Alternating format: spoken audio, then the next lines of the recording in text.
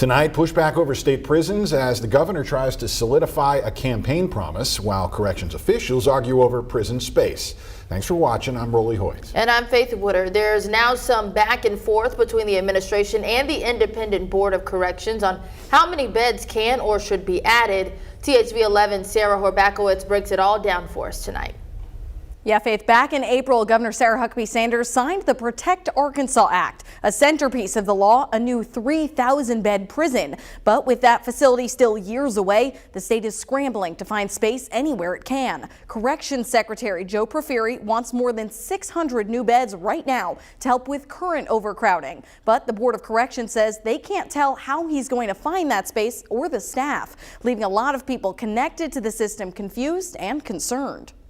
It's causing problems with the safety for the officers and the inmates because you don't have room. Alvertus Murray spent years incarcerated for aggravated burglary and assault, getting out 2 years ago. He has loved ones currently serving time and hopes legislators hear his safety concerns about continued overcrowding. There are conditions that are inhumane, and when you walk in there and look at it, it's not a safe environment. The Board of Corrections shared some of those concerns. In a meeting Friday, Chairman Benny Magnus said the safety of the people of Arkansas is our #1 priority. Second is the safety of staff, and third is the safety of inmates. The public isn't as conscious of those last two, but we need to be. The meeting follows Corrections Secretary Porfiry's request for over 600 more beds, and the board only approving 130. The governor pushing for the full bed amount last month. We currently have over 16,000 available beds, but over 18,000 criminals that need to be incarcerated.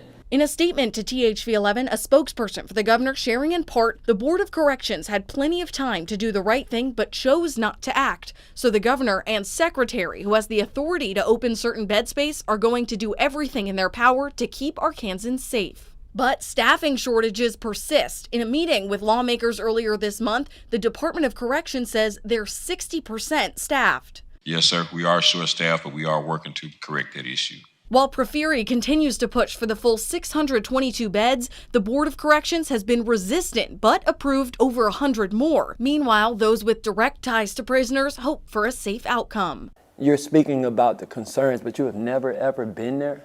It's really more of a concern when you look at people and just human dignity and human rights.